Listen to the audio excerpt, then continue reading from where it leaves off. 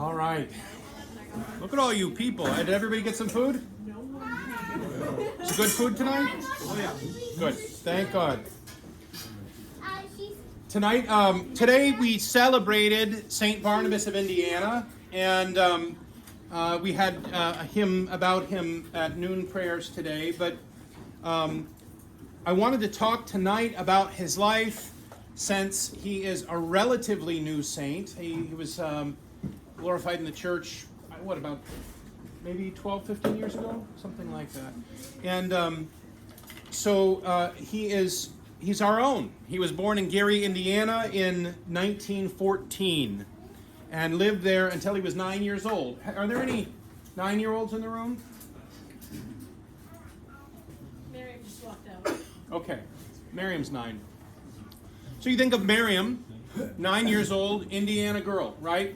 He was an Indiana boy, and his family decided to move back to Serbia, and so this was obviously a big change for him. He was very familiar with the Serbian Orthodox Church. He had grown up in it. He was very comfortable in it, very devoted to it as a boy, and he was at the Serbian Orthodox Church up outside of Gary, so he had great exposure. The services were in Serbian. I'm sure his family spoke Serbian, but he also spoke perfect English. So he went over to Serbia with his family and continued to live there until he was 19 years old, and he was talking with Saint Nikolai Velimirovic, who was there in Serbia at the time, and Saint Nikolai gave him the blessing to study in seminary.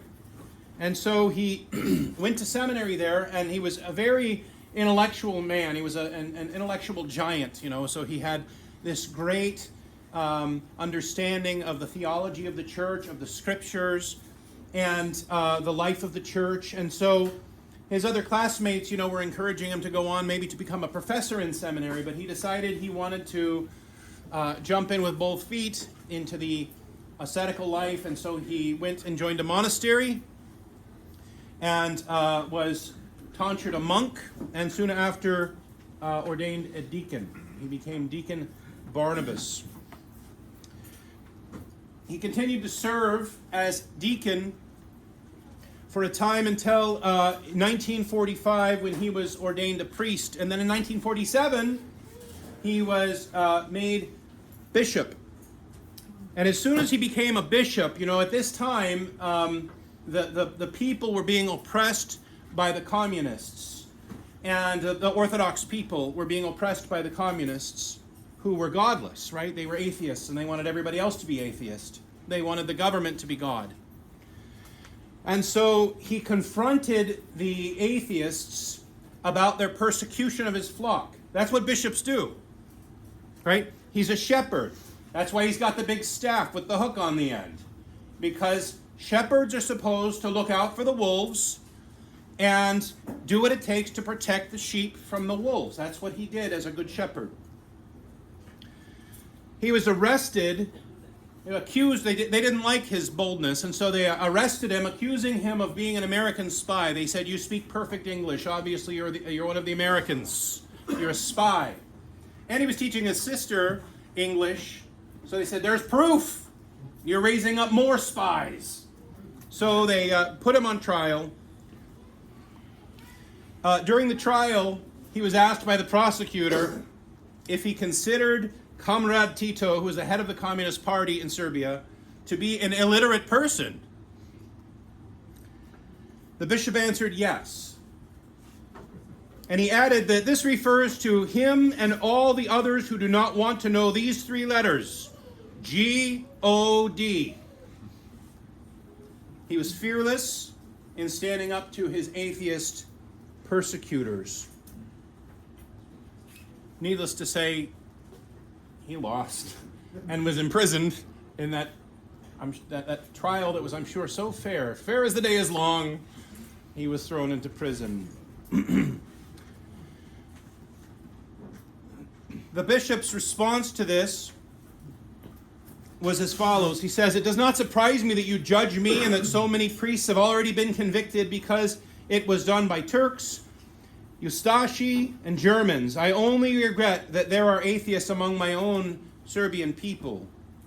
And then he went on to quote Prophet Jeremiah, saying, For among my people are found wicked men. They lie in wait as one who sets snares. They set a trap, they catch men. As a cage is full of birds, so their houses are full of deceit. Jeremiah chapter 5, verse 36. So he was sentenced to 11 years of hard labor in prison. Incidentally, the persecution of the bishop did not go unnoticed. It was in both the Washington Post and the New York Times, as well as other papers, and the headline said, Tito regime judges a man born in Gary. That was the headline.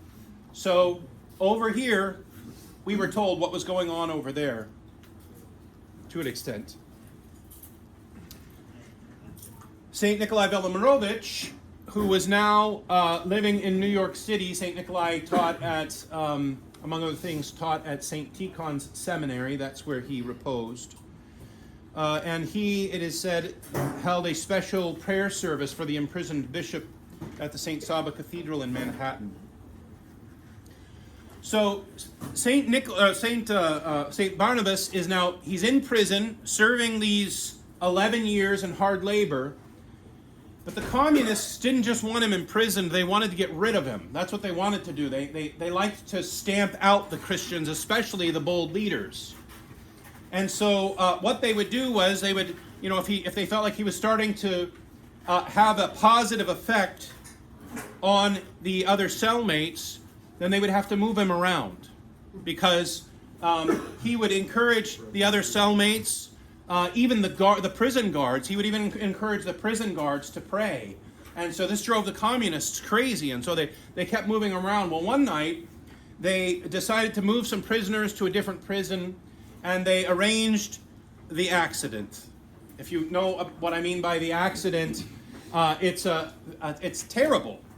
They take all of these prisoners, and they load them into basically like a cattle car on a train, lock the door, and then they take the train out a certain distance, and then they unhitch the car carrying the prisoners and leave them in the middle of the night, right, on a track.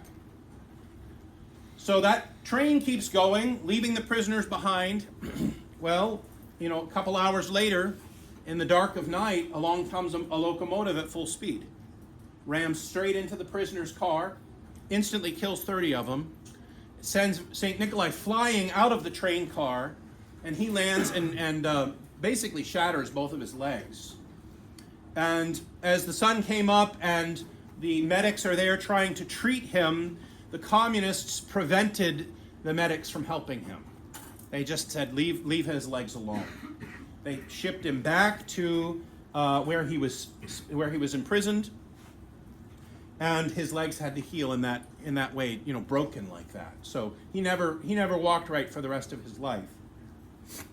It was reported, by the way, that even though as he was being tortured in prison and he was basically being starved, they fed him just enough to keep him alive, and they kept him in isolation. Because again, they couldn't have him get close to the other prisoners and encourage them. And he didn't like what he did with the prison guards, encouraging them. It was reported that every day he prayed, he sang hymns in his cell. One can imagine that in solitary confinement. It's interesting to note that St. Nikolai, even though he had trouble walking, right? Even though he's a relatively old man at this point, was under the guard of 6 guards, 3 of them armed and 3 of them undercover. 6 guards. Imagine this. He's already locked up. You put 6 guards outside of his cell. He must be a real threat, right? He was a threat to their system because he followed Christ. And he was bold and relentless in his pursuit of God and of the truth. Finally, in 1964 doesn't sound that long ago, does it? We listen to the oldies station and we have songs from the 60s that we listen to, and they're still fresh in our minds. 1964, he was being brought from house arrest to the dentist. He went to see the dentist, and on the way home, he said, "I don't feel very well," and then he died. So people think that probably, maybe the communists got to the dental office and poisoned him or something with something that he had in the dental chair. His legacy has gone on because he was, again, one of these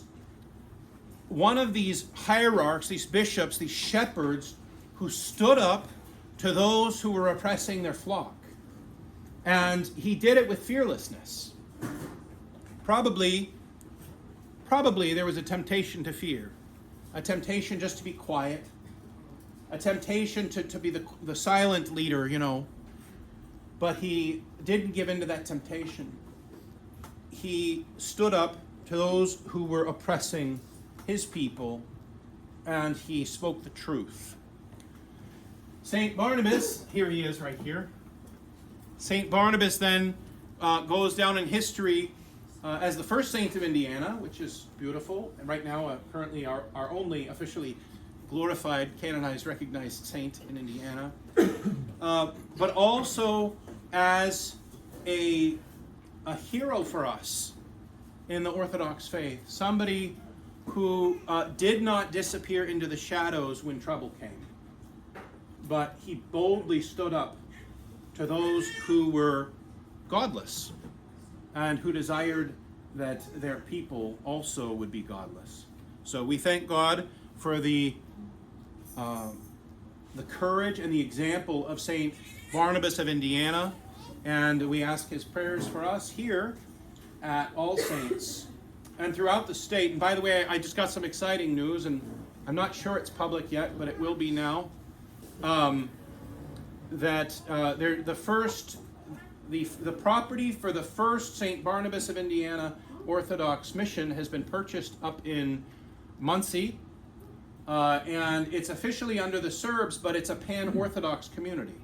Basically, they are inviting all of the parishes in Indianapolis and surrounding areas. If you have parishioners who live in Muncie, let's get together and have an American Orthodox church, like All Saints. Basically, let's have a church that is for everybody, and you don't have to speak another language to be able to understand and worship there. So that's very exciting, and even perhaps more exciting for me, because I've been hoping for this for a long time. Saint Barnabas was from Indiana, but since he reposed in Serbia, his relics have been over there for all of these years, and the Serbian bishop was able, during his pilgrimage to Serbia, to bring back relics of St. Barnabas. And so they will be in Muncie as I understand it, they'll be in Muncie at the new St. Barnabas Orthodox mission. So that's very exciting. That's all fresh, and sorry if I wasn't supposed to say that on YouTube, but I did. So hopefully the cat's out of the bag already. If not, meow, meow. Okay. Anybody have any questions about St. Barnabas of Indiana or anything else? No, this was a short night. Great. I was going to say one other thing. Did everybody receive the email about what we're doing tomorrow night? Anybody, if you do not receive the email about tomorrow night, please raise your hand. If you're on the church mailing list, then you didn't receive the email about tomorrow night. Okay. So apparently there was a handful of people who did not receive the email about tomorrow night. Tomorrow night or evening from 4 to 8 p.m. we're having food, fun, and fellowship between here and the Rainy Pavilion. In the medieval Western Christian church, the monks used to celebrate All Hallows Eve by going out to street corners with cooking a big vat of stew and then feeding the poor in honor of the saints on All Hallows Eve. And of course the saints were being celebrated because they shone forth with the light of Christ. So the Western church took this very dark and demonic pagan holiday that was known as Samhain or Samhain, and they took it and they Christified it. They filled it with light, and they took some of the elements like the lanterns or the gourds that they would have in the pagan festivals. They would be filled with fire, to keep the Prince of Darkness away in the night. And so the Western Church adopted some of these practices, and so we have jack-o'-lanterns, and we go to door getting treats instead of going to the corner to get stew, and there are all these elements kind of that have been passed down for the last 1,000 years or so. So tomorrow night we're going to be having stew and thick soups. Stew. We'll call it stew, even if it's soup. If it's a little runny, we'll call it runny stew. Got it. So anyway, that's what we're doing tomorrow night, and we'll celebrate together. We're celebrating the saints. We're All Saints Orthodox Church. Our Orthodox All Saints Day is in the spring, but I have no problem celebrating the saints twice. So tomorrow we'll get together. We'll have food. Kids will carve pumpkins. If you want to carve one, you're welcome to bring one.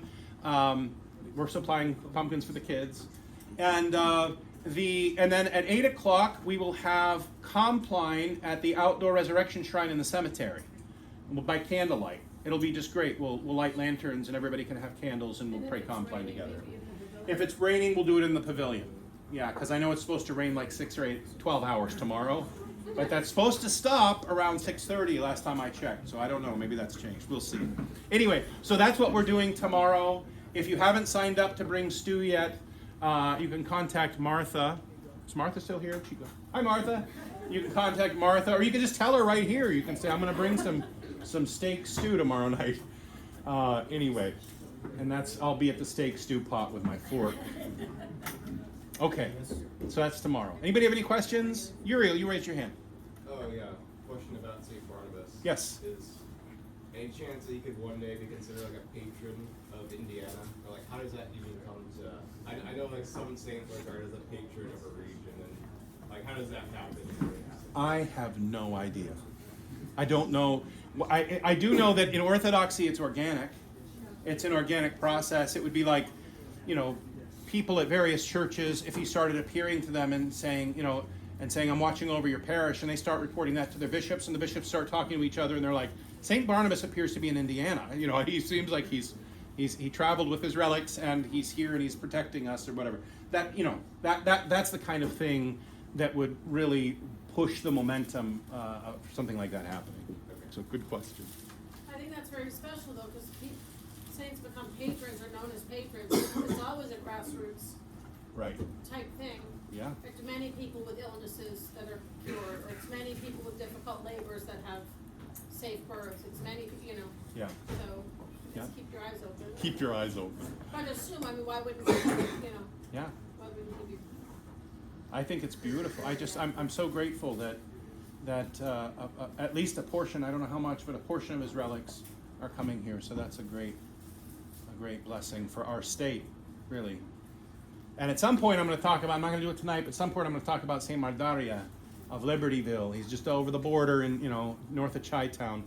And that's Chicago for those who don't speak Chi-Town. Because he was an amazing saint as well. They're all amazing, but I love him as well. So, and he's relatively local. It's not a monastery, is it? Yeah. It's a monastery? Mhm. What's the name of it? Do you remember? Saint Saba. Oh, yeah, St. Saba. Yeah. So anybody can go there too. Right. If you have reason to go up north. Yes. I have the phone number of the monk who I'm told speaks English who can help us if we need to make a pilgrimage there. Thank God. Okay, any other questions? Other questions? Good. Everyone's going to get home to bed on time tonight. This is just wonderful. God bless you. I'm thankful you all stayed around, and I love the way that, I will say that a father's greatest joy is to see his children coming together and being together and enjoying one another and breaking bread together. And so I will say it brings me more joy than you can imagine that there are, 40 or 50 people who stayed around to eat together and to be together and really enjoy one another's company. So thanks be to God. God bless you. Let's stand and pray.